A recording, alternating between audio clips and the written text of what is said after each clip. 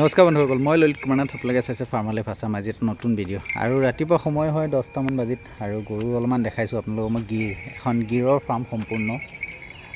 তেখেতে ইয়াত ছাগলী পুহিছিলে, কিন্তু চব বাদ দি মানে লাষ্ট টাইম গিৰৰ এখন ফাৰ্ম কৰিলে।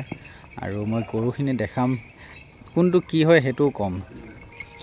এইজনী গৰু পোৱালি আপোনালোকে যিজনী স্ক্ৰীণত দেখি আছে, এজনী মোৰ ফাৰ্মৰ প্ৰথম জগা গৰু পোৱালি হয়। মানে আচলতে এজনী গৰু নেবেচোঁ বুলিয়ে কৈছিলোঁ। গৰু পোৱালিজনী ধৰক আৰু 6 মাহমানত হয় তাই গাভিনী হৈ যাব। তো কিন্তু বহুত জোৰ জবস্তি কৰি এই গৰুজনী মোপে ল'লে। তাৰপিছত সেইজনী এজনী চাওক, এই 14 লিটাৰমান গাখীৰ আছে। আৰু লগত এইটো মতা পোৱালি ইয়াত অহাৰ পিছত হৈছে। এইটো মতা পোৱালি, খুব ধুনীয়া মতা পোৱালি। আৰু সিপিনে সেইজনী প্ৰেগনেণ্ট হৈ আছে 6 মাহমানৰ, সেই চেউৰীজনী।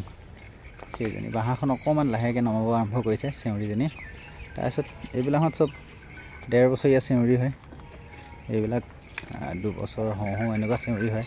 আৰু আজি মই যিহেতু তেখেতৰ ঠাইত আহিছোঁ, অহাৰ পিছত দেখিলোঁ মই দিয়া গৰু এজনী জগিলে। এইজনী কাউৰীত আছিলে, কাউৰীত জগিলে।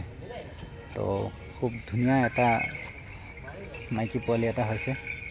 তাৰপিছত এইজনী গৰু মোৰ ঘৰৰ পৰাই অনা হয়। মোৰ ঘৰতে জন্ম হোৱা গৰু পোৱালি হয়। এজনী আপোনাৰ ৰাজস্থানত দেশী আৰু গিৰৰ ক্ৰছ পোৱালি হয়। খুব ধুনীয়া। এতিয়া এই গাভিনী হৈ আছে, মানে পাল বিচাৰিছে, কিন্তু চিমেণ্ট লগোৱা নাই, কাৰণ বুলটো সৰু হৈ আছে, বুলৰ পোৱালিটো। এজনী চাহিৱাল ক্ৰছ গৰু হয়। গৰুখিনি ইমান ধুনীয়া চেহেৰা হোৱা মেইন কাৰণ হৈছে ধৰক আপোনাৰ ইহঁতৰ খাদ্যটো ধৰক আপোনাৰ মাকৈটো দিয়ে।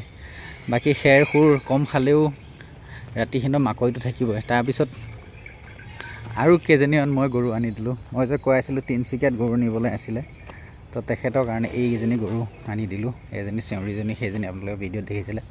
আৰু এজনী গাইজনী। তাৰপিছত আৰু সেইটো এটা চাহিৱাল পোৱালি। আৰু লগতে এইটো মোৰ ফাৰ্মত হোৱা এটা বুল পোৱালি আছিলে, আমাৰ ৰামৰ ঠাণ্ডা। এইটো মই দাদাক গিফ্টত দিলোঁ। এইটো তেখেতক এনেই দিছোঁ, ফ্ৰীত গিফ্টত দিলোঁ। তো এইখিনি গৰু আছে তেখেতৰ ফাৰ্মত। আৰু এই ফাৰ্মখন এটা সময়ত তেওঁ মানে গৌশালা নিচিনা বনাব। এইখিনি গোটেইখিনি পুতি এখন গৌশালাই বনাব। মানে ধৰক তেওঁলোকৰ ৰাজস্থানী মানুহে খুব গৰুৰ প্ৰতি মানে এটা হেৰি আছে, আস্থা আছে। ধৰক পূজা কৰিব হ'লেও গৰু গোবৰ লাগে, কিবা লাগে।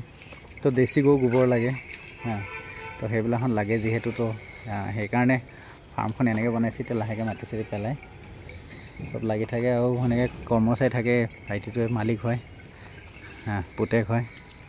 তো এনেকৈ আমাৰ তিনিচুকীয়াত কোনোবাই যদি ভিজিট কৰোঁ বুলি কয়, আহি পেলাই এপাক চাব পাৰে। তিনিচুকীয়াত গিৰৰ সম্পূৰ্ণ পিয়'ৰ গিৰৰ আপোনাৰ ফাৰ্ম এখন আছে।